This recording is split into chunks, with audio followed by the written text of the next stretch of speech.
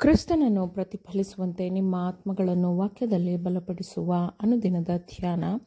ಇಂದಿನ ಧ್ಯಾನದ ಶೀರ್ಷಿಕೆ ಕ್ರಿಸ್ತನ ಪ್ರಸನ್ನತೆಯ ಪ್ರತಿದಿನದ ಪ್ರಕಟಣೆ.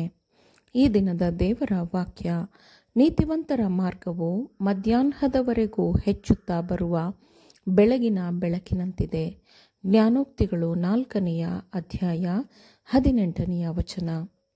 ನಮ್ಮ ಗಮನವನ್ನು ಪ್ರಚೋದಿಸಿ ಕರೆಯುವ 1000 ವಿಷಯಗಳಿಂದ ನಾವು ದೂರ ಸರಿಯಬೇಕು.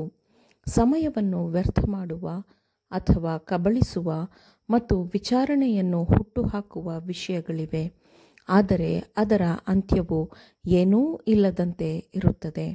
ಉನ್ನತವಾದ ಆಸಕ್ತಿಯ ವಿಷಯಗಳಿಗೆ ಹೆಚ್ಚು ಗಮನವನ್ನು ಕೊಡಬೇಕಾಗುತ್ತದೆ ಮತ್ತು ಹೆಚ್ಚು ಶಕ್ತಿಯನ್ನು ಬಳಸಬೇಕಾಗುತ್ತದೆ, ಆದರೆ ಅದನ್ನು ಅತ್ಯಲ್ಪ ವಿಷಯಗಳಿಗೆ ಬಳಸಲಾಗುತ್ತಿದೆ. ಹೊಸ ಸಿದ್ಧಾಂತಗಳನ್ನು ಸ್ವೀಕರಿಸುವುದರಿಂದ ಆತ್ಮಕ್ಕೆ ಹೊಸ ಜೀವನವು ದೊರೆಯುವುದಿಲ್ಲ. ಮುಖ್ಯವಾದ ತತ್ವ ಸಿದ್ಧಾಂತಗಳನ್ನು ಅವುಗಳನ್ನು ಸ್ವತಃ ಪ್ರಾಯೋಗಿಕವಾಗಿ ಬಳಸದ ಹೊರತು ಮುಖ್ಯವಾದ ವಿಷಯಗಳು ಮತ್ತು ತತ್ವ ಸಿದ್ಧಾಂತಗಳು ಅವುಗಳ ಜ್ಞಾನವು ಕಡಿಮೆ ಮೌಲ್ಯದುಳ್ಳದ್ದಾಗಿರುತ್ತದೆ. ನಮ್ಮ ಆತ್ಮಗಳಿಗೆ ಆತ್ಮಿಕ ಜೀವನವನ್ನು ಪೋಷಿಸುವ ಮತ್ತು ಉತ್ತೇಜಿಸುವ ಆಹಾರವನ್ನು ಕೊಡುವ ಜವಾಬ್ದಾರಿಯನ್ನು ನಾವು ಅಭ್ಯಾಸಿಸಬೇಕು, ಅರ್ಥ ಮಾಡಿಕೊಳ್ಳಬೇಕು. ದೇವರು ನಮ್ಮಿಂದ ತಡೆಹಿಡಿಯಲು ಯೋಗ್ಯವೆಂದು ತಡೆಹಿಡಿದಿರುವ ವಿಷಯಗಳ ಬಗ್ಗೆಯೇ ನಾವು ಚಿಂತಿಸುತ್ತಿದ್ದರೆ ನಾವು ದೇವರ ಚಿತ್ತದಂತೆ ನಡೆದುಕೊಳ್ಳುತ್ತಿಲ್ಲ ಎಂದು ಅರ್ಥವಾಗುತ್ತದೆ. ಸತ್ಯವೆಂದರೇನು? ಈ ಸಮಯಕ್ಕೆ ಬೇಕಾಗಿರುವ, ಪಾಲಿಸಬೇಕಾದ, ಪ್ರೀತಿಸಬೇಕಾದ, ಗೌರವಿಸಬೇಕಾದ, ಕಾಪಾಡಿಕೊಳ್ಳಬೇಕಾದ ಸತ್ಯವಾವುದು ಎಂಬ ಪ್ರಶ್ನೆಗೆ ಉತ್ತರವನ್ನು ನಾವು ಅಧ್ಯಯನ ಮಾಡಬೇಕಿದೆ. ವಿಜ್ಞಾನದ ಭಕ್ತರು ದೇವರನ್ನು ಕಂಡುಕೊಳ್ಳಬೇಕೆಂಬ ತಮ್ಮ ಪ್ರಯತ್ನದಲ್ಲಿ ಸೋತು ಹೋಗಿದ್ದಾರೆ, ನಿರಾಶರಾಗಿ ಮನನೊಂದವರಾಗಿದ್ದಾರೆ. ನಮ್ಮ ಆತ್ಮಗಳ ರಕ್ಷಣೆಯನ್ನು ಗೆಲ್ಲಲು ನಮಗೆ ಸಹಾಯ ಮಾಡುವ ಸತ್ಯ ಯಾವುದು ಎಂಬುದನ್ನು ಅವರು ಈ ಸಮಯದಲ್ಲಿ ವಿಚಾರ ಮಾಡಿ ತಿಳಿದುಕೊಳ್ಳಬೇಕು.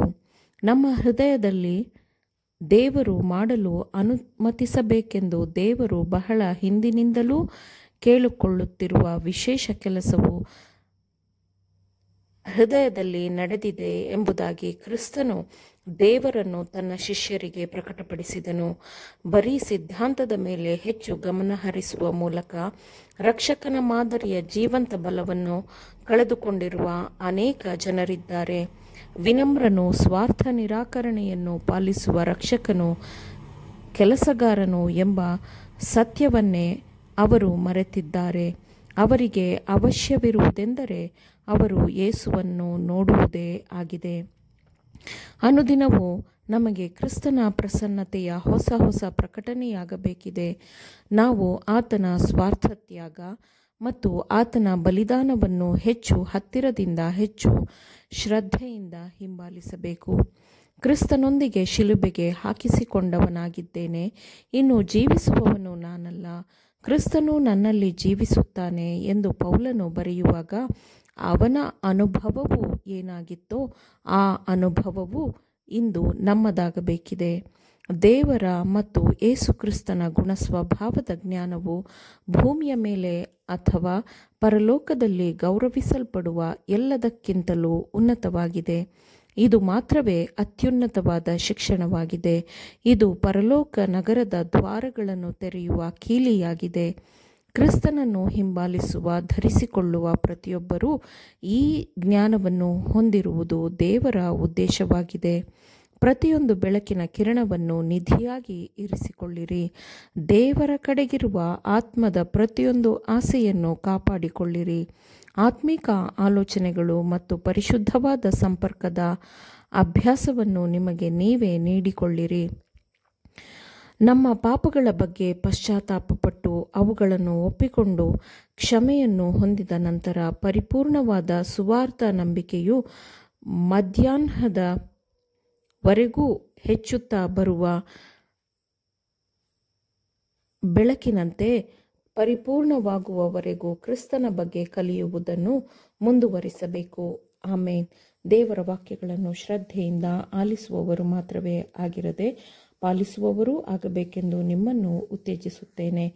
ಪರಿಶುದ್ಧಾತ್ಮನ ಸಹಾಯದಿಂದ ಆಲಿಸಿದ ನಿಮ್ಮೆಲ್ಲರಿಗೂ ಧನ್ಯವಾದಗಳು.